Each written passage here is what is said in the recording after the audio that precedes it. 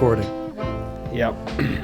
Okay, it's a CLP. That means you do the introverse. And the introverse? Oh yeah. Oh, I'm the intro. Get ready. I'm the intro. Spider-Man across the introverse. Okay. Ladies and gentlemen, it's CLP. I'm Marshall. Can I do that again? Nope. Keep going. Ladies and gentlemen, it's a Sunday night. I'm sleepy. I'm not Marshall. This is Across the Spider-Verse, and maybe we'll mix in a little bit of stuff that we've been watching or listening to because I'm curious. I'm curious what you've been doing. I've been life, watching a lot of movies. That's perfect. Okay, we'll throw that in at the end. Okay, we'll save 5 minutes. Okay. Okay, and roll it. Roll it out.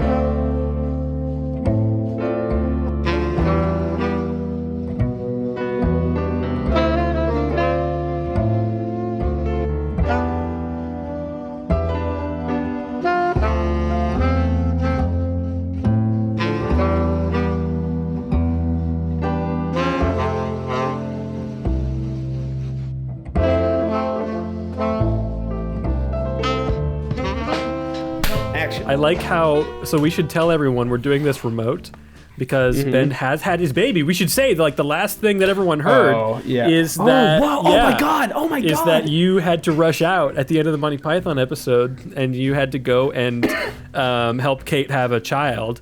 I'm sure you didn't do much help, but you were there, and that's good. I was awake. I was helping. I was helping with the hand holding in the positioning, and I was writing sub-plans for the next day at 1 a.m. Yeah, were you like helping with breathing or something?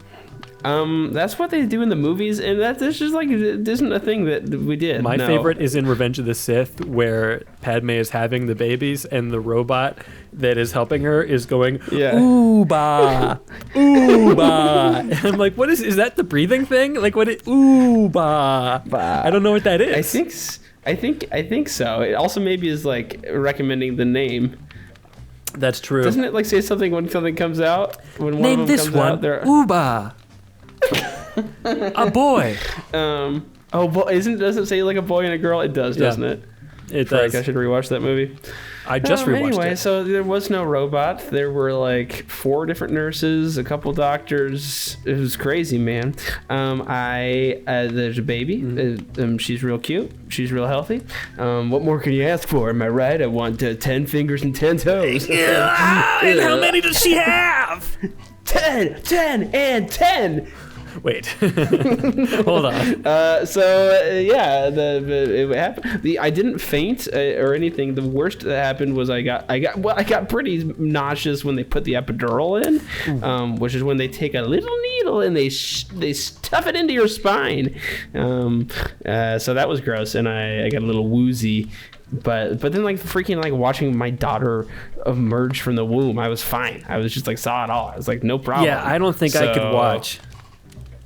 It was like I didn't think I could either, and then I was there and it was like, well, this is look, there's her head, it's right there. I see it. Whoa, so strange. It's crazy. It is a surreal experience. The whole thing is just like. Maybe because you're up for like all night long. Yeah. No, that's not true. After she got the epidural, we both got some good sleep. So like I think we slept like 3 hours at least. So that's something. We got some sleep. Yeah. Because it was 8:30 when you left here, and then it was 9:30 basically. 9:30. Yeah. The next morning. Wow. That's crazy. Yeah. So yeah, Kate said that her goal was to have the baby by the time The Price is Right started at 10 a.m. So 9:30, baby comes out, and then they're like, all right, you got like 30 more minutes if you want to order breakfast. And we were like, okay. So then we ordered some waffles. Yeah. We all sat and Drew Carey serenaded you. Yeah, and now it's our family tradition. It's true. Really? Do you watch The Price is Right in the morning with Drew? Now it's summer break. Honestly, yeah, it's on every morning. We should have named her Drew in honor of your favorite television host. That would have been really cool. Or Carrie. 2 female names. I like Drew a lot better. I also do. But yeah, that's crazy. That's the last time people knew. Oh my gosh. Yeah, that's nuts. But yeah, been thriving. It's been good. We've been trying to figure out schedules. We're 3 weeks removed, so that's nuts. Thanks for your patience, everybody. But yeah, it's been good. It's been a crazy experience. We're still trying to find our groove a little bit, but it's been summer break, so I mean that's so great. You got time. I can't imagine being stressed about, like, I mean, honestly, 3 weeks is probably what most male teachers take when their wives have babies. Yeah. So I mean, I'd be like going back to school right now. So that I can't imagine that. That sounds a lot more stressful. Mm-hmm. But yeah, so it's been good just to chill and that kind of thing. Figure out how to do this. I love that. So I'm just making it up. Yep. Honestly, we haven't watched any movies. Sorry, cinema loungers, but we have been watching through some TV shows, so that's been good. Yeah. I feel like TV is an easier thing. I don't typically watch a lot of movies when I'm laid up or sick or anything. I go back to TV. Specifically, like, I feel like everybody has a comfort show. And the thing that I love that I pretty much only ever watch when I'm sick is I always go back to Star Trek: The Next Generation. Whoa, that's so funny. It's been on TV and I've clicked on it a couple times, and every single time I'm like, oh, that was a nice, like, it's good. Little, like, beginning to end. There's like a nice little plot. It's, everyone like mostly ends up happy by the end of it. Yeah, it's like, more or less open and shut. Yeah. You get like the talking through the issue and everything. It's not as action bound as Star Wars or something. Right. It's good. If you have Paramount, you should watch Strange New Worlds. It is so good. Oh, really? Okay, I feel like we talked about that on a couple episodes ago where... Oh, didn't you ranked the Star Trek? I did, something. And I talked about it briefly on there. It feels like where Star Trek Discovery and Picard feel like they're trying to be the, like, gritty action badass version of Star Trek. Strange New Worlds feels like a classic Star Trek TV show in the best ways. And I think a new season comes out maybe this week, or starts this week or next week. Oh, yeah, cool. I like it a lot. I'm glad that Anson Mountain is getting something to do after having to be Black Bolt, unfortunately. What? Don't worry about it. Okay. But yeah, it's good to get an update on the little baby. Are we allowed to say her name on the show, or do? Oh yeah, sure. Noah. Yeah, little Noah. Noah Ann. Yep. Noah Ann. So, yeah. Is Ann a family name? Yeah. My mom's middle name, and then part of my sister's first name. Yeah. Oh. So they her middle name. Anyway, yeah, long story. But yeah, Sweet, Lily Ann. man. It's her full name. Yeah, it's good. Yeah, it's great. It's cool. Yeah, I'm now in the point of like debating how much like I want my children on social media or not. Like not them having social media, but how much you want to put them on social media. Yes, exactly. Whether it's me or I mean, like I'm sure we'll get to them having their own social media eventually. But now it's like I'm seeing more and more people post pictures of their kids with like their faces covered up. Yeah. Online, which I think is just interesting. kind of vaguely obscured.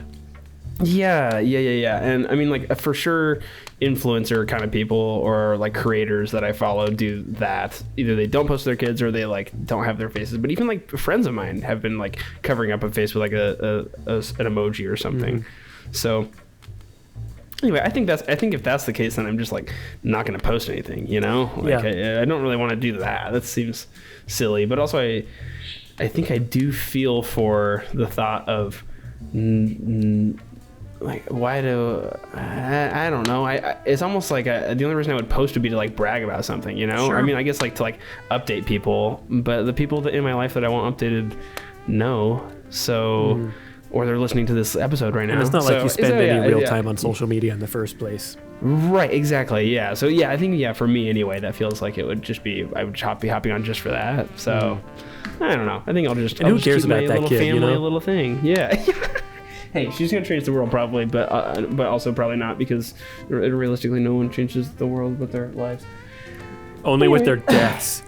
So into the show, we are talking about Spider-Man Across the Spider-Verse today. What? Yeah, say that again. Ben, could you please say one more thing? The last episode we talked Monty Python, and we didn't really say on the show. Which is funny. Yeah. There was a new season of I Think You Should Leave. Which came out, which is sketch comedy, and we should have totally talked about it on the show. We brought up I Think You Should Leave, but we didn't say the news that a new season was coming out. I didn't know. We went on a whole long thing about the differences between I Think You Should Leave and Python, and how one is about like the situation being ridiculous and the other is about the characters taking the situation too far. And like we went on a whole thing about those two shows, and I had no idea a new season was coming out. So I posted in the Discord like, whoa guys, check it out, look at this new thing. And I watched it, and for the most part it's really solid. I liked it a lot. Yeah, I watched through it. I binged through it with a couple of friends. Yeah. So it was a fun way of doing it. Was just watching the whole season in like, I don't know, 2 hours or something like that. Yeah, they were like how long 15-minute episodes. Yeah. It's not too bad. So anyway, yeah. So everybody go watch I Think You Should Leave season 3. Skip episode 1 if you're. I say that was my least favorite. Also, there's no episode numbers. It's just if you went back to season 2 and then went up one episode. The first one I would skip. Interesting. It just wasn't as funny as the other one. Maybe come back to it after you're in a giggly mood. I would say, we'll watch them all. Like, go ahead and they're not very long. Fine, whatever. I think my favorite quote from any of them is from, he does several of the infomercial type things again, and I love those. I think that's probably the thing that he excels at the best, or at least it's the format they've gotten down the best. I think my favorite one is the one for the doggy door. Where the animal comes in or the creature comes in, and my favorite quote from that is, "My life is everything I feared, nothing I hoped it would be, and everything I feared it would be, because I believe monsters were real for 50 seconds." That one has some good one-off quotes in that bit. It's so good. So good. The one that I've been quoting the most out of context has just been saying, "You're just here for the zip line." Yes. So good. And you get a very classic Tim Robinson, what? In that one. Yeah. And then the very classic, like the final bit. I think the funny thing that you brought up in the last episode was that sketch comics are bad at closing storylines. Yeah. Because the bit can just end, and that's okay that it just ends. The end of the Zipline Bachelor spoof was the Bachelorette saying, "I think you should go home," and then Tim Robinson just going, "Oh, yeah, it's very good." Which just reminded me of your quote that sketches can just end, and it's funny, dude. It's so Whereas good. in a movie format, it's a little different. Well, I think last note on, I think you should leave before we move on to Spider-Man. But I think it's interesting how that show, often the sketches go on just long enough that they stop being funny and they just become really sad, and then it becomes funny again, and then it ends. Yeah. Yep. Wow, that's a good point. It's very good. Good stuff. The Ghost Mansion sketches is my favorite, probably still. I don't know if I've seen that one. We'll have to watch it. It's very good. Okay. It is one of the most overtly, verbally vulgar of the entire series. Perfect. Yeah. Love it. Speaking of which, Spider-Man. Welcome everyone to Spider-Man Across the Spider-Verse, the sequel to the hugely beloved Spider-Man Into the Spider-Verse. This one released in 2023, written by Phil Lord and Chris Miller, as well as David Callahan, who, as far as I can tell, the only other thing that he's really written is the other Spider-Verse movie. Or like he worked on that. Maybe I'm wrong. I'm getting that one incorrect. I think I'm getting confused. Don't worry about it. I don't remember what else he did. Forget about what I said. Daniel Pemberton did the score, as he also did for the first one. The thing that I know him from the most is the score for the Little Big Planet games, as well as The Man from U.N.C.L.E., Steve Jobs, the one with Michael Fassbender, not Jobs, with Ashton Kutcher, Yesterday, Birds of Prey, Trial of the Chicago 7, The Bad Guys, and a lot of other stuff. He's pretty prolific. Cinematography, not quite relevant necessarily. I would rather point towards the art department, the visual effects department. Also, visual effects not as relevant because it's an animated movie. But then you have directed by Joaquim. I'm going to try to get all of these right because this is an interesting name. So if I get it wrong, I'm sorry. Joaquim Dos Santos, who has mainly done other like DC animated projects, and then directed like 12 episodes of Legend of Korra. Kemp Powers, who is one of the two directors of Pixar's Soul, is his only other directing outing. And then Justin K. Thompson, who it seems like this is his only directorial outing. And starring Shameik Moore as Miles Morales, Haley Steinfeld as Gwen Stacy, Brian Tyree Henry as Miles' dad, Luna Loren Velez as Miles' mom, Jake Johnson as Peter B. Parker, Oscar Isaac, Miguel O'Hara, the Spider-Man of the year 2099. Jason Schwartzman is the Spot. Daniel Kaluuya is Spider-Punk. Issa Rae is Spider-Woman, or this version of Spider-Woman. Karan Soni is the Paviter Pavarkar, the Indian Spider-Man, also the cab driver from the Deadpool movies. And Shea Wiggum, I didn't realize, is Captain Stacy. And that's kind of the cast there. Ben, do you want to read us the synopsis of the film from the IMDb? Yeah, for sure. Okay, so here we go from the IMDb page. Miles Morales catapults across the multiverse, which we learn about in the first movie, where he encounters a team of spider people charged with protecting its very existence, it being the multiverse. When the heroes clash on how to handle a new threat, Miles must redefine what it means to be a hero. Now, from that IMDb summary, and this is what I was thinking maybe going to the movie, is like, oh, a multiverse where the superheroes are arguing about how best to handle it or go forward. I was a little worried that it was going to turn into like a weird Civil War type thing where it's like, we can't agree. Oh, we're all splitting up and we're fighting each other. Two spider factions. Yeah. And it doesn't feel like that, which I thought was really fun. Going into it, Marshall, what were your thoughts and feelings? Because I feel like for some reason this movie, it almost feels like a surprise right now. Like the way that everyone's talking about it is like it's almost like shocking that it's top of the box office, that it's doing so well. I feel like that's how the media's portraying it. I feel like that's how a lot of people I've talked to have felt about it, like pleasantly surprised maybe. What were your feelings going into it? I don't know. I was really apprehensive about it because I loved the first one so much. I think that it Into the Spider-Verse very rightfully earns its place as one of, if not the best superhero movies ever made. Because it's just so incredibly put together. It's a vastly better portrayal of Miles Morales, a character I already enjoy, than it is in the comics or even in the Insomniac video game. Like, this is definitively the best version of Miles, and I don't think anyone would argue with that. I think Brian Michael Bendis, the creator of Miles Morales, would agree with that. And I there's just a very high, hello, little kitty. There's a cat. Get out of here, cat. Get out of here, cat. That darn cat. Classic film from the 60s. We should talk about that on the show. There's just a very high expectation coming off of that movie, which made me more nervous than anything, especially because Lord and Miller were not directing this one like they did the first one. They were only writing and producing. So the direction could have gone a very different direction. Whoops, pun. But now seeing who directed this movie, especially seeing Kemp Powers, who was one of the co-directors of Soul, like I can really see where the I'm not going to say, I almost said the Norman Osborn word, where the soul of the movie, I'll choose a different thing, where the soul of the movie really comes from him, I would say. And it's just, it really, really works for me. I wasn't sure what to expect. I kind of guessed the overall plot based on the trailer of forever ago. I pretty much figured it out to a T, what it was going to be around, even kind of the twist of the whole thing. Yeah, I guess that is one thing, that it wasn't, there weren't many twists that weren't in the trailer. Somewhat telegraphed. I mean, it was like the conflict was pretty much there the whole time. Yeah. Like, based on the trailer that Miles is going to have to make some kind of a choice, but you don't know what it is. I'm the cool guy and I figured out what it is. So that's my little prideful moment. But I think that this movie very much lived up to my expectations in the way that it continued this story, where the first one is very open and shut and you could end it there.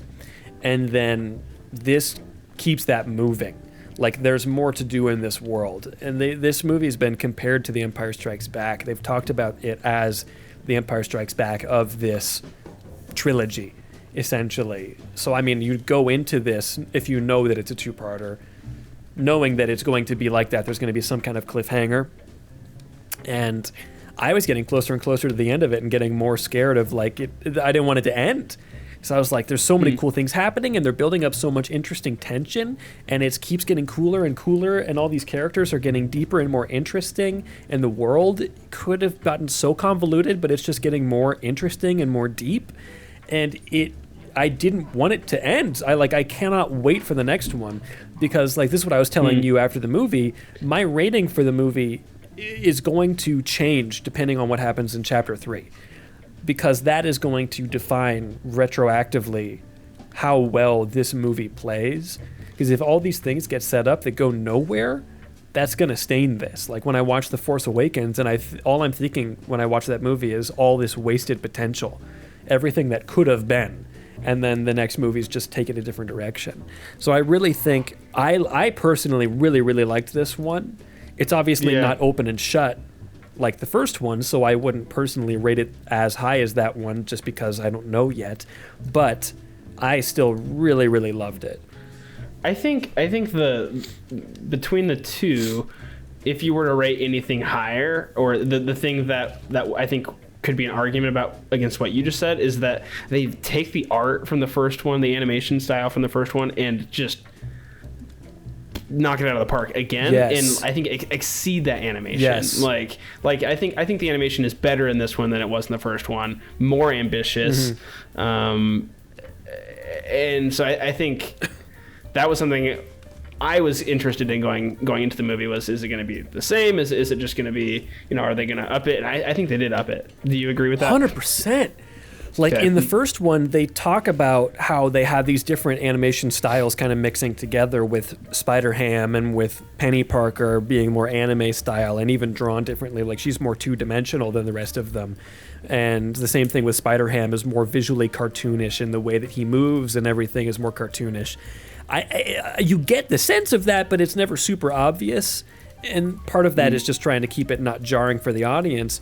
But in this one, different characters from different universes, and they go into different universes, are animated completely differently. They look visually completely separate, and it is really interesting. The way that Paviter looks completely different in his animation style, and Mumbai, New York, I can't remember what that's called, looks completely different than Spider-Punk, who I was talking to some of my artist friends. Like Spider-Punk has lit up the artist world and everything, and we're talking about it, and I'm talking about how, like, for me, he was almost a little too much, and it fits the character how brash and over the top he is visually, but it got to a point for me where he was almost hard to track visually. And then it calmed down later, but man, just such cool designs, everyone across the board.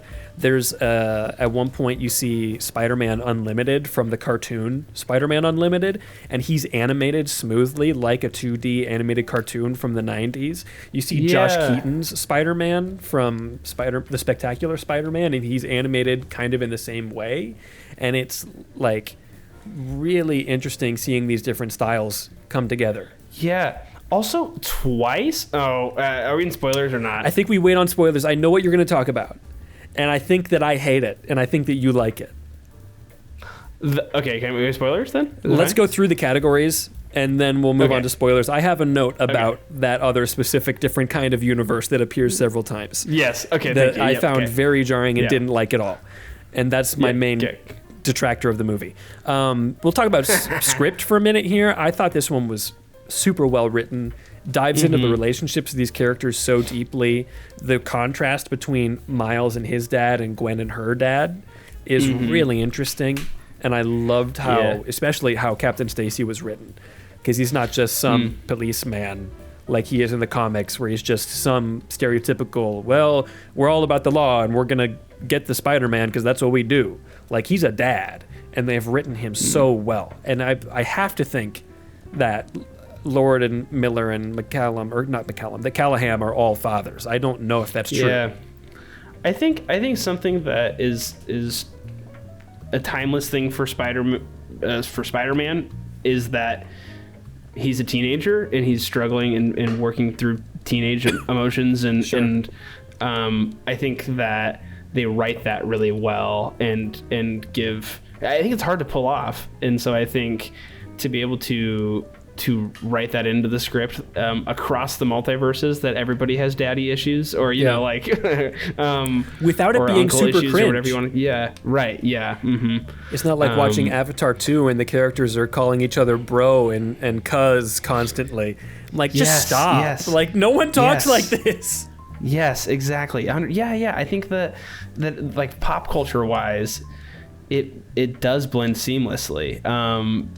And that's really interesting. Yeah, you're right. It's relevant without being overtly over the top, or like, you know, when the soundtrack for this thing goes to the top of the streaming because there's legitimately good songs in it. Yeah, like, it's just like the first one. That feels, yeah, exactly. Yeah, and you know, that's something we were saying a couple episodes ago with Air, where Air didn't have a score. They just used like licensed music. Yeah. And this movie, something I noticed partway through was that it really seamlessly blends the score. I mean, the score is really, really effective. Fantastic. And they also blend in like pop music, licensed music with that really well. So I guess I've just moved on. I've segued us from script to score. That's fine. Well, I think the score is really good. And I think that what you're saying there about compared to Air, the reason I think it works so well is because it's about the characters.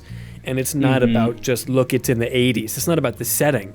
It's about the character and their motivations. So like Miles, you get a lot of hip hop and rap that's playing, and then Gwen, you get other stuff, and then Hobie, you get other stuff as well. The theme when what's his name, Nightcrawler? Nightcrawler?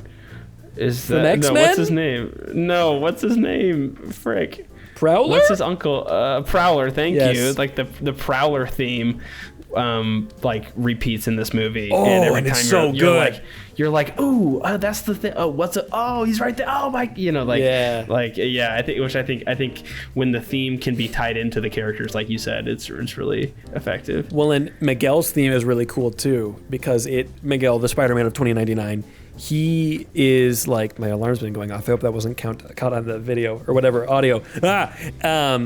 Because he's like, I heard it. So no. But he's the Spider-Man of the future, so he has a much more electronic theme song, and it's more like synthy and wailing and cool like that. And I think something that's really cool to note about that one is that it actually samples the theme song from Spider-Man Unlimited, which is a show that was originally supposed to be a Spider-Man 2099 vehicle, and then it got changed late in production. And it only went for one season. It was super weird.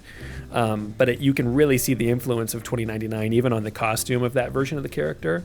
But that synth that is the main part of the Miguel theme song is the same as it's the same sound as the Unlimited theme. And like everybody go look that up really quick, and it's really cool with how they've kind of got that connective tissue there. Because you also see Spider-Man Unlimited in the movie, like I was talking about earlier. But the score is fantastic. It's the same like as the first one, What's Up Danger, being so perfectly interwoven with the actual score by Daniel Pemberton, which is so good. It just flows so well, and I don't know, like, it's just so good, and I could talk about it forever and it would get boring, because it's just, all I have to say is good things about the score. It's emotional and when it needs to be, and it's quiet when it needs to be, and it's different for different characters. The whole opening of the movie is backstory for Gwen, and it's really good. Yeah. Even like we can move on to cinematography here. The visuals in the whole movie are incredible, but in Gwen's universe, it looks exactly like her comic books. And that is so cool. The color palette is really interesting. There's a gorgeous shot of her standing in her bedroom and her dad in the doorway, and there's these clashing hot red colors over by her dad and cool colors by her. And then it's just beautiful because you've got this conflict that they're having visually depicted, and then she goes to give him a hug, and suddenly all the colors come down to these cool colors, and it's just amazing visual storytelling. And you get that through the whole movie. Colors telling the story of the universes, of the different kinds of characters in the universes they come from. The Da Vinci universe is all in sepia tone, like it's drawn by Leonardo da Vinci. That was a wild moment. Yes. Yeah, that was nuts. I think that's also something we didn't get as much in the first one. So I think that was almost jarring to me. there was so it starts off with the backstory for Gwen, and that's the kind of the, like you were talking about, the animation style, the colors, all that. And I, for some reason, Big Dumb was like, oh, interesting, that's like the route they're taking this movie. This is like the art style they're taking. I can see how you would think and that. Then it cuts to Miles, and it was almost like like I almost like felt relief of like, oh, it's normal. Or like a little bit of like, oh, okay, this is like what the last movie is like it's almost like home base, like like back to a more realistic art style. Anyway, it was just an interesting experience I had. And all the other universes look completely different as well, even like the future universe or whichever one that Miguel's area is. I don't know what that is, but like that's all like shiny and futuristic, and it looks like Alderaan as seen in the end of Revenge of the Sith and then in the Obi-Wan show. Like it's very, all of the different worlds are really cool. And then the other world that is kind of a dark reflection of Miles's main world is also very interesting, specifically in comparison to that, which we can get more into later. But yeah, for sure, there's just a few shots that really just killed me. And there was the one with with Gwen and her dad, and then with Miles and his dad after the whole fight scene at the beginning, and they're standing over the construction site, and the way that they showed like the rippling of the like tarp material or whatever it is over the top of the construction site was just beautiful. There's so many beautiful shots in this movie. It's gorgeous. Can I double back on something for just a moment? Okay, you actually cool, hated the movie. So from a story perspective, what do you think about the stakes in this movie?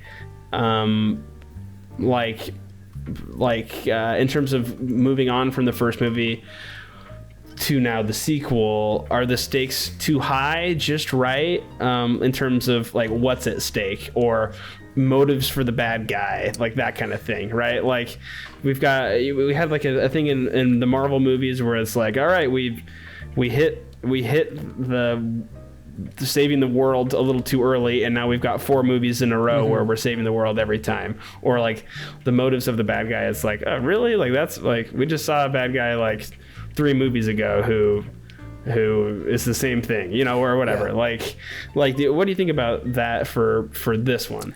I think that it works well. I think like you find out very early on the somewhat main villain, he worked at Alchemax, and he was there when Peter and Miles broke in the first movie, and he got his powers through an accident with the collider and everything like that. So he sees himself as Miles's arch nemesis, but he's kind of a joke, just like he was originally in the comics, before he kind of gains more understanding of his powers and becomes genuinely like kind of terrifying and super menacing. And Jason Schwartzman did an amazing job going from just like goofy, silly Wes Anderson Jason Schwartzman to full on like evil, terrifying anime villain level like Jason Schwartzman. And he might be my favorite performance in this movie, just because of the sheer range there that he was able to portray, the unsettling nature of his character towards the end of that, and his plan to basically like blow up everything, I guess, is, a little stereotypical, but I think the stakes here are, for Miles, it's not as much about the whole world as it is about protecting his family and everyone he loves, and that's what matters to him, and that's the stakes for him. And I think that's why it still feels somewhat grounded to me, even though we're talking at times about like the multiverse will get destroyed and it will destroy every part of the whole universe and whatever. Like that doesn't mean anything at a certain point.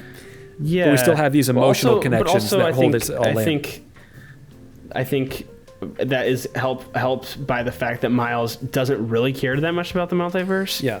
Like his motivation is not to hold the multiverse together. His motivation is to save his family, to save, his world, to save a relationship with Gwen, that sort of thing. So so I think that assists in that feeling a little smaller. Because he's 16, maybe 15, 16. Like he doesn't have this concept of worldwide stakes beyond himself, really. And I think we're getting that great power, great responsibility thing in this movie. Like, we got the whole leap of faith in the first one, and now they talk about canon moments, that like the way they use the terms of the industry in a very meta way within the movie is really fun and cool to me. And talking about canon moments, referring to issue 90 of The Amazing Spider-Man and stuff like that. Really interesting ways to all hold that together. Miles doesn't care about any of that. Like, the context of all that doesn't matter to him, as it doesn't at one point to another Spider-Man in this movie, until suddenly things go horribly wrong when a canon event doesn't happen the way it's supposed to. And like, you get into ideas of free will and stuff like they talk about in Loki with the TVA, and who is deciding all of these things, and why are they the arbiters of this, and is there really rules to this, or is someone doing something behind the scenes? Like, there's all kinds of questions that are introduced with the way that this spider society is running things that I'm really excited to get into, and we will in the spoiler zone. But I think the last thing that we have to get into here is just performances. Like, Shameik Moore's, again, amazing as Miles Morales. Haley Steinfeld is really good as Gwen Stacy. I think it's the best that I've ever seen her in anything. Like, she's fine in Hawkeye. She's fine in everything else that I've ever seen. She's so good as this character. Brian Tyree Henry, the same thing. I don't love him as an actor, but he's fantastic as Miles' dad. The Luna Lauren Velez, I've not seen her in other things, but she's really, really good as the Puerto Rican mother here. Like, the Latin roots are very much there, and I've lived in that world for however long, and I can see all those things played out very naturally and very authentically. And it's fun, like, being better at Spanish now than I was when I saw the first one. The amount that his parents are in this one compared to the last one, how much she switches back and forth between English and Spanish like you would in a home like that. And I'm understanding all these things that she's saying, and it's very interesting. Like, I'm getting the full context of their relationship, and I feel like some of those things are lost on other people, but it's very well done. I wonder what casting looks like for a movie like this, and how to do it well, especially with this many people that are well known from other things. So I'm thinking of, like, the way that Disney has, like, butchered some voice acting casting. Yeah, because they're recently. Like, we're gonna get a super famous person, and then that's gonna get adults into the seats, and kids won't care. Yes, which is so interesting because it's not like there aren't famous people in this. They're super famous. I mean, Mahershala Ali is in this and the last one. So, I mean, like, I'm just curious what it looks like you were saying with some of those people where you're not a huge fan of their work acting, but this voice acting, they're really, really great for these roles. So I wonder what that process was like. I think it helps that Lord and Miller come out of animation, and that Sony has probably given them a very, like, long leash to do basically whatever they want, and that's allowed them to probably get really deep into a casting process that perfectly chooses the right person for all of these different roles.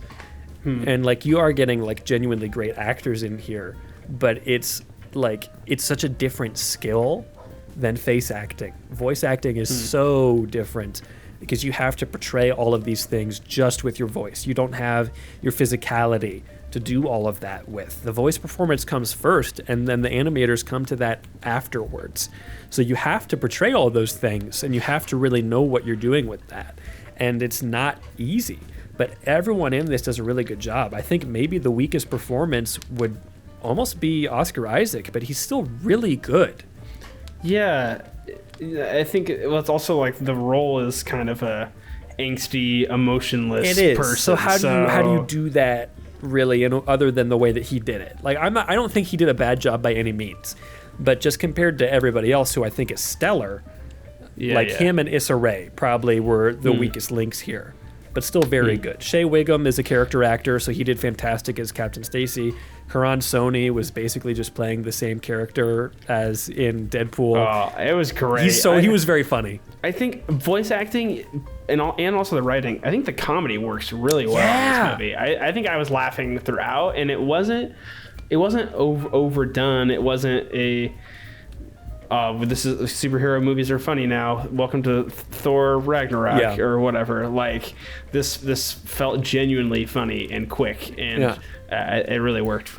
And I think that's earned because it's Spider-Man. Like, this is a character who is meant to be kind of funny and silly and jokey, regardless of the universe. Most of these guys are somewhat silly and goofy and whatever. Like, it's very in the bones of the character. Which is also why when you see Oscar Isaac's character, you're like, whoa. Why is he different? This is weird. Yeah. All the other Spider-Men are pretty lighthearted. The cunning warrior attacks neither body nor mind. Tell me how! The heart, Osborn. First, we attack his heart. Happy-go-lucky. Yeah. Like, cracking jokes. But yeah. Which even somewhat fits that version of the character in the comics as well. Miguel is a much more serious character in the books. And then I love, they kind of lampoon the more serious eras. They go into the Clone Saga jokingly at one point where they, with Ben Reilly, Spider-Man, the Spider-Man of the 90s. Where what was that? What was that? Because that was Andy. It was Samberg, Andy Samberg, which I didn't realize until afterwards. So that came out of a whole. There was in the 90s. There was the Clone Saga, which was this whole thing that went on for vastly too long. That was like, there's clones of Spider-Man that are being made by this guy called the Jackal, and it was, who's a clone and who's the real Spider-Man, and are you Peter Parker, or am I Peter Parker, who's real, and I'm going to become I'm going to dye my hair blonde, and I'm going to be Ben Reilly and everything, and it's just very serious because it's the 90s, and it's over the top, and that's why he was drawn like that, because that's the way he looked in the comics, and it's just very, like, 90s stupidity, and everyone kind of hates the Clone Saga. And it was much better done in the Ultimate books, but it's just a bad time to be a Spider-Man fan. Gotcha. So I enjoyed them making fun of that. Some people really love Ben Reilly. He's become a much more interesting character since then. So there were some people on the internet who were very upset about his portrayal. But I'm like, no, like they're doing something very specific. And if you don't get it, then you're the stupid one here. Nice. So deal with it. But yeah, I mean, I really love this movie. Before we move into spoilers, I'm just gonna say easily, like, yes, like, go see this. If you loved the first one, you're gonna really enjoy this one as well. Yeah, go see it. Go see it in the theaters. Absolutely. Yeah, I don't know why everyone had such low expectations. I mean, I guess I get it. I get that it's like superhero movies haven't been performing well. Yeah, it's another one. It's a sequel. But it totally makes sense. It's great on so many levels. It's it's a family movie. Yeah, it totally can be. The animation's awesome. Story's fun. I don't know why people weren't hyping it up more. I think honestly, for me, it's because the first one was so good, and I was so more worried than anything that it wouldn't live up to that. And I think it really did in its own way. It's so shocking because the first one did the exact same thing. Like, it's just deja vu all over again. Like, Sony Spider-Man does it again. Like, here we are. The first one, no one thought that was going to be the hit that it was. It's like, why are we not making more animated superhero movies that are feature films? Dude. And now we are. Like, we have the TMNT movie coming out in a few weeks, which looks amazing. That looks great, honestly. Yeah. I'm about that. I'm very excited. I'll go see that. I'll go see that before I can see Flash, if I'm being honest. I respect it. I will watch both of them because I do a podcast. But let's get into spoilers in 3, 2, 1. So James Bond. Yep. Yes. James Bond dies at the end. I'm so glad you started with this. Yeah. It's really upsetting, and it came out of nowhere. It's important for people to know. It's very important. Also, if I'm looking down a lot, it's because I'm actually just been untangling my cord while I've been talking. That's okay. I'm so sorry. No one can see. I just realized that you probably think I haven't been making eye contact with you because I don't like you, but it's because my cord is all messed up. That's okay, buddy. Sometimes your cord is messed up and you got to work on it. Yeah, that's what happened with my daughter. Oh, it fell right off. That's good. Should we talk about the live action stuff? Oh yeah. Okay, back to that. Circle back. You didn't like the live action stuff. I really didn't like it. I think the first time it happened, that was good. It was good. I think the Childish Gambino / Donald Glover / I think that one didn't work for me as well. That turned into now we're into like some weirdness, some weird kid movie. I don't know. Yeah, there was a few parts they're expanding this universe and they're having a lot of alternate Spider-Man and stuff, so you get cameos, and it felt a little out of place, some of these cameos. The other piece was the one that was interesting. It wasn't even a cameo. It was cutting to different multiverses, and you saw Andrew Garfield Spider-Man going through the same Maguire. Thing. And that's right. But the thing was, it felt so much like, okay, those are the ones you have the rights to show. Like, I couldn't help but there was no Tom Holland. Real world. Yeah, that's all I could think about was real world, who owns the rights to Spider-Man, which that part took me out of it. Yeah, like there's no way that Marvel Studios would have signed off on having Donald Glover come in here in his CW level Prowler costume. Right. Like, that is 100% Sony. Yeah, exactly. So that didn't work. The idea, I get the idea. I get what you're trying to do. I get that, like, for some people out there who need that story connection of like, oh yeah, that happened in the movie. I don't read the comics. I think the first one it was the lady from the bodega in the Venom movie. I think that one worked pretty well because of the way that Spot, his visuals also kind of changed when he went into that universe. So I think that to some degree the characters have to visually slightly look differently when they're in another place, because that's the only way that it's not going to be too jarring. But then also she's not a good actress. Like, so that kind of broke that down for me. And if that had been the only one, then I'm like, okay, that's kind of interesting and funny. But then Donald Glover's there, and they focus on him for like a little bit too long, when it's like, it's a little gratuitous, and it's like, we got Donald Glover here, we have to put him in the movie. Right. And the same thing, like the Insomniac Spider-Man is there at one point in this Spider thing. It seemed like you liked that one when it happened. Your first reaction, you were kind of hyped. Well, my first reaction that I was hyped about was when Genki was playing Spider-Man 2 on his that's thing. right. Okay. When Spider-Man from the Insomniac games shows up in the Citadel or whatever they call it, that felt a little goofy to me. Like, his animation felt really stiff. It's like, this is very strange. And then it also very much so feels like you're like, okay, like, who's making the rules for this then? Like, it leads to so many weird things within how the multiverse, like, rules wise works for me. Like, so if the video game gets to be in here, then do you know what I'm saying? Why that's like unsettling from a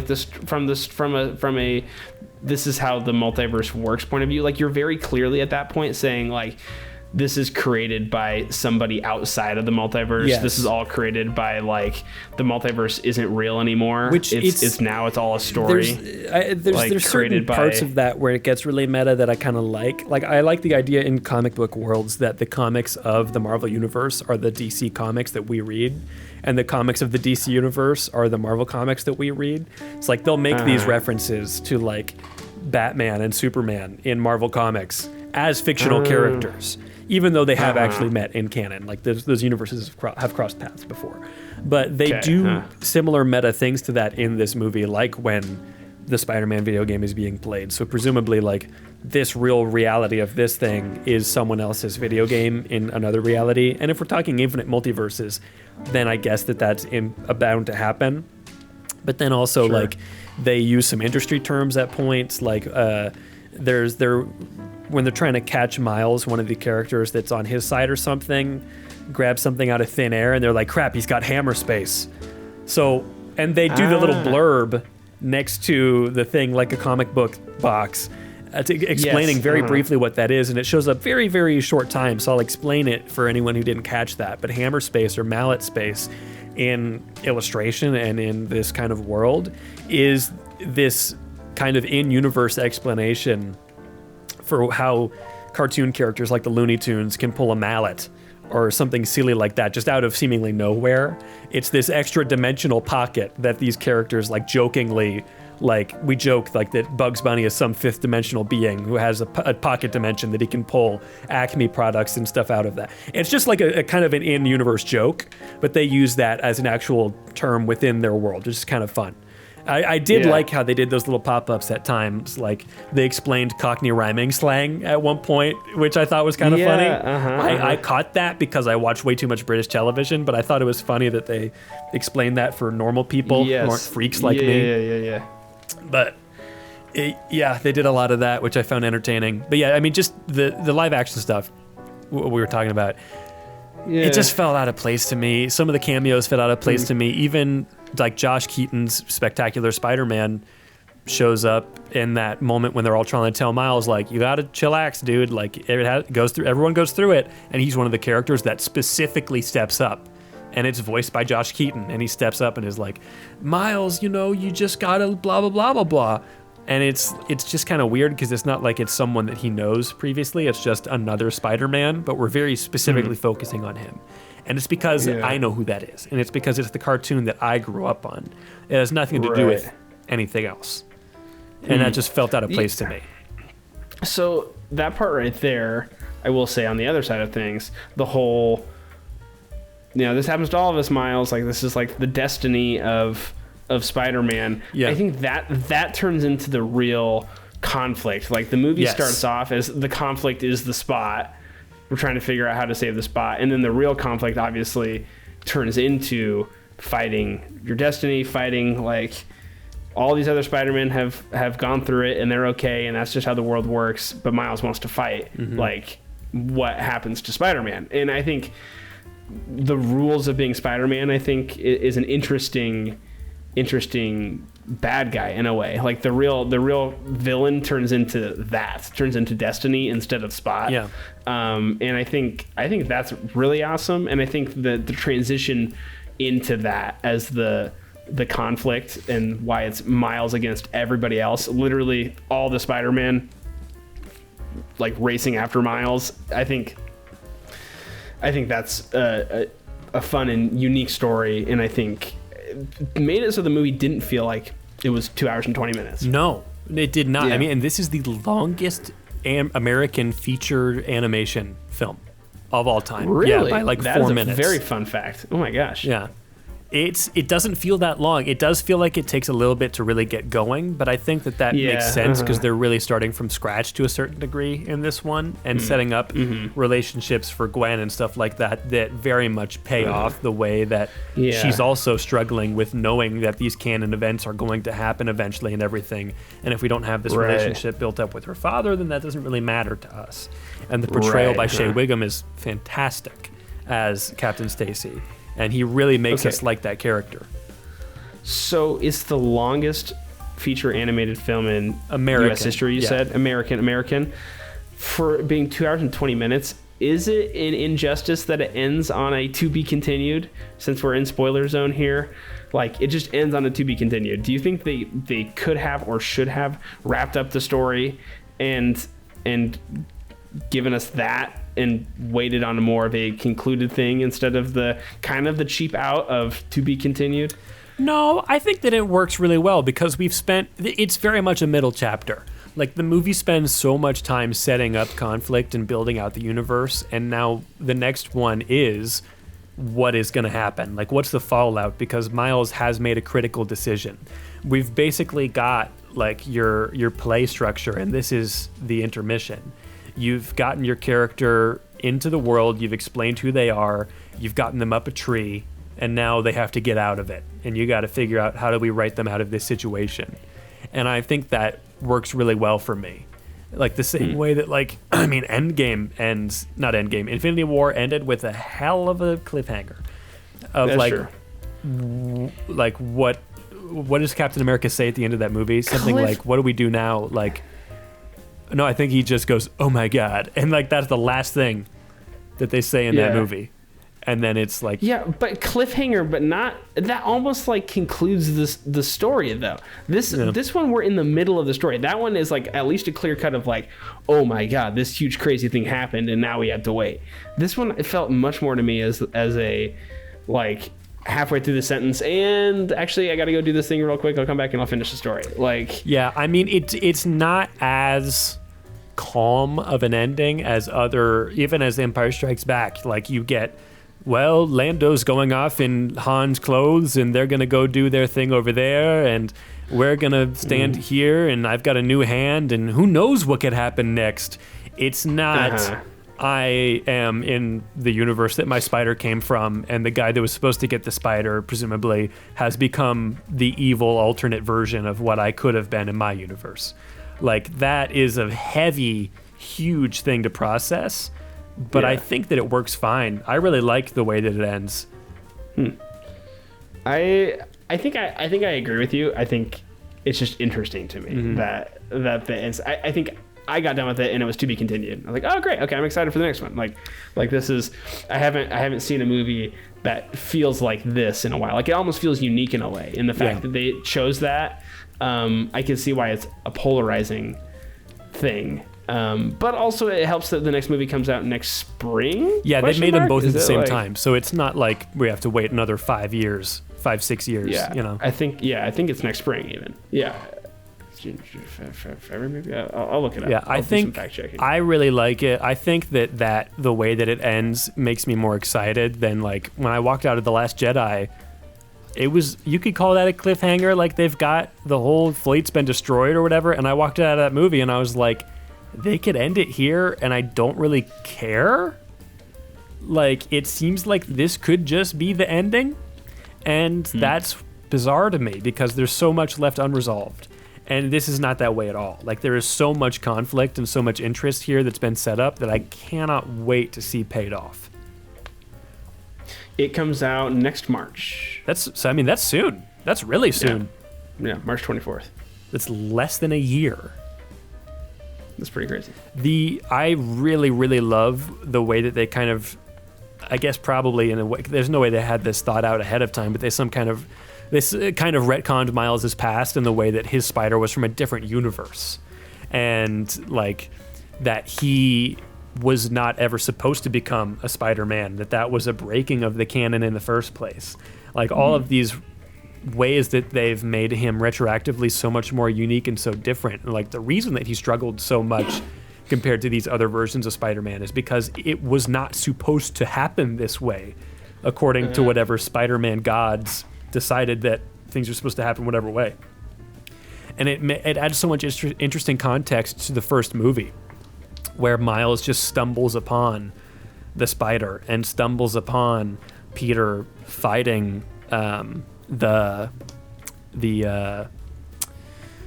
Green Goblin and stuff. And I saw a really interesting clip where when they discover each other and Peter gets his spider sense, it's red and blue on his side, and when it cuts to Miles' spider sense, it's purple and green, and then slowly turns red and blue. Whoa. So it goes from Prowler colors into Miles Spider-Man colors. No way. So like, and then with the context of Universe 42, or whatever it is that the spider came from, where Miles has become the Prowler, which is not voiced by Shamik Moore, by the way. That's another guy. I looked that up. Yeah. It's a different actor entirely. Yes, his name, I just had it pulled Miles up. G. Morales. Jarrell Jerome. That's a great name. Perhaps I mispronounced that, but I think it's right. Yeah. But it's interesting, the idea that character, maybe it's that character, I don't know, but should have become Spider-Man. And because that character didn't become Spider-Man, there is not a Spider-Man in this universe at all. And what is the fallout of that? Versus Miles becomes Spider-Man, and presumably part of him becoming Spider-Man is that the other one has to die. Because maybe there's a rule where there can only be one Spider-Man, so this other one is dead because of him. Or there's all kinds of interesting moral questions to wrestle with here, and like the idea that Miguel is trying to stop a canon event from not happening or something. If Miles is not from this universe, or his spider's not from this universe, and he's an anomaly, then does that mean anything? Like, where does that all go? I don't know. I'm really fascinated by it. I have so many questions. And only time will tell. Yeah. Only time will tell. We're at 57 minutes. Do you want me to go through my notes really, really fast? Yeah, go. What else have we not talked about here? There's something weird about Miguel, and I don't know what it is, because I don't think he's telling us everything. He's feasting on the blood of somebody. Dude, he's weird vampire vibes. So he's like, in the comics, he worked in the 2099 universe. It takes place in the year 2099. At the time, it was like a potential future, essentially. And he worked at Alchemax. And he was like a super smart scientist or something, and they were working on a gene mutator. They tested it on a guy, and the guy was killed. And he was like, I don't want any part of this. I'm getting out of here. His bosses get him addicted to a substance called like Rapture. And they're like, you have to stay now because we're the only people who can help you not have horrible withdrawals from Rapture. Whoa. And then all this crazy stuff happens, and then he ends up getting the machine not accidentally, but like forcibly used on him and mutated with spider DNA. And then that cures him of his addiction to Rapture, and it gives him his spider powers, but in a much more kind of terrifying and grotesque version. So he's got like, instead of Miles or Peter, who has like just electrostatic sticking, he's got actual claws that are retractable.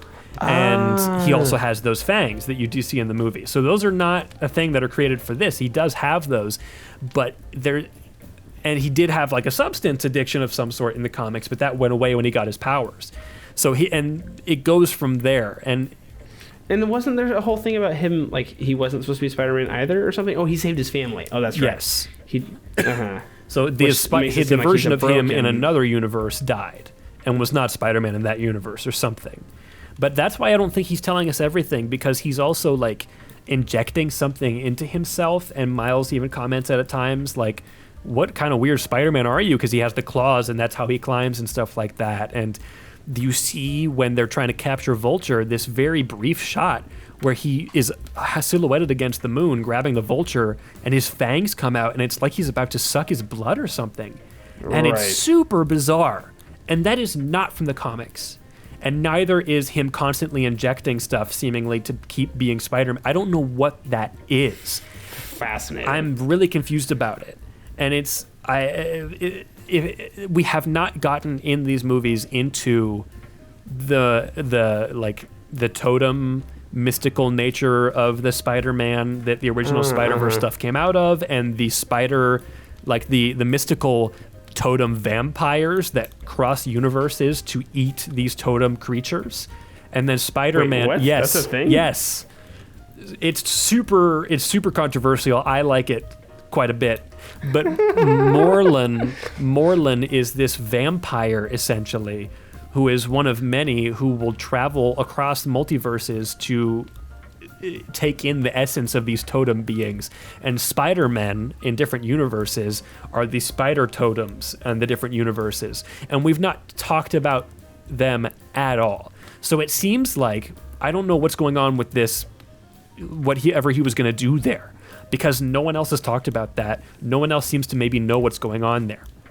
So I think maybe they're mixing in a little bit of Morlun with Miguel here, because I think it would be smart of them not to bring up Morlun, because if we're talking about the original comic book, the Spider-Verse saga, it's not nearly as good as these movies are. Like, the comic book versions of these things often pale in comparison, except for in the MCU, where the comic is usually vastly better.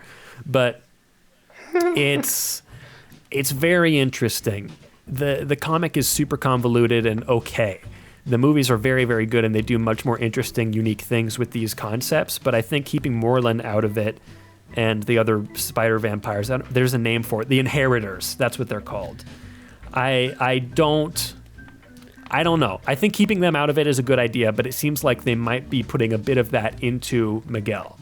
With there's something about he has to keep injecting this stuff into him, and what the heck was he going to do with Vulture there? Because we never come back to that. And I'm certain that he's not telling us everything about his backstory. Like, there is something else there. I don't know. Wow. Dude, that's cut that part and put that at the beginning of the episode. Yeah. Oh my gosh. That's some really fascinating backstory that I had no idea. Yeah. That would make a lot of sense to combine the character in with something else, though. Like, to not make that. Yeah. Wow. Those comics are good and strange. Wow. Some people really didn't like that they somewhat retconned Spider-Man to be a creature of destiny, that he had to become Spider-Man according to destiny, and he was always destined to be bitten. It's like, no, it was like an accident or a spider, whatever. But that's also like, that's totally what this movie, that's how this movie That's works. what it's wrestling with. But is it destiny? Yes. Because Miles, was it his destiny, or was it totally an accident? And whatever, who knows? Interesting things. Cool. Wow. All right. Anything else? Long episode today. Well, long movie to get into. I'll probably edit a little bit down and Well, it'll be That a good makes one. sense. Cut some of our awkward. It is totally different being remote from one another. It's the conversation flows a little less naturally. And we had to talk about the baby. That's important. Thanks, man. Mm-hmm. Everyone wants to know. I think so, too. I got a lot of text messages asking what happened with the baby. That's great. Oh my gosh. Say that she's freaking awesome. I did say that. She's gonna be so cool. Oh, good. Gonna be so cool? No, you're right. She's already cooler than That's I am. right. So. Well, that's not a high bar. Yeah. Well, everyone, thank you for listening to this episode of Cinema Lounge Presents.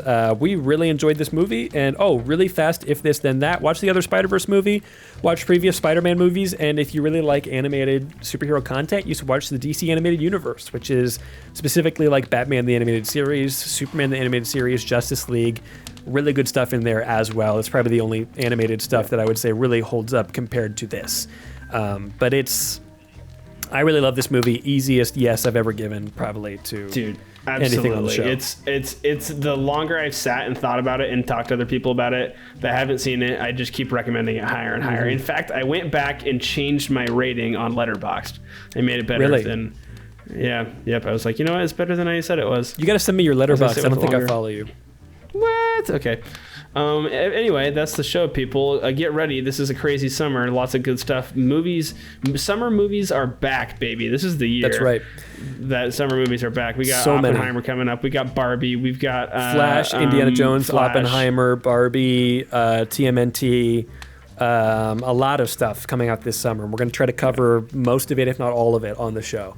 So check it out, everyone. I think next episode of the show, next full-size lounge, is going to be Blade Runner and Blade Runner 2049. So check that out in a couple weeks, or in a week, I guess. We'll see. I don't know that we're going to keep maintaining every other episode, or if we're just going to go when things release, that's when we do things. It could be presents is when we insert when we need to. I don't know. That'll give us more time and opportunity to spend more focus and research on the full-size episodes. So for sure, we'll see what that looks like. I'm kind of, especially with us having to kind of rearrange the way that we do this a little bit, I'm kind of considering how we put that together. But yeah, thanks everyone for listening, and check out our previous episodes. Check out other Spider-Man episodes. Me and Connor talked about No Way Home forever ago. I don't think we ever talked about Spider-Verse on this show. I don't think that it was out at the time. I think it had already come out when we did our first episode on Star Wars or whatever it was. But yeah, I mean, check out we got the Dark Knight series that we talked about, other superhero episodes. Recommend the show to your friends if you like it, and if you don't like it, recommend it to them anyway, just to pull a prank on them. Listen to this show that's really good. I did air quotes because you think it's bad, but I think it's good. And social medias, all the links to the social medias are in the description, the Discord, the Instagram, the so on and so forth. And that's all. Thanks everyone for listening, and see you next time. I've been Marshall. I've been Ben.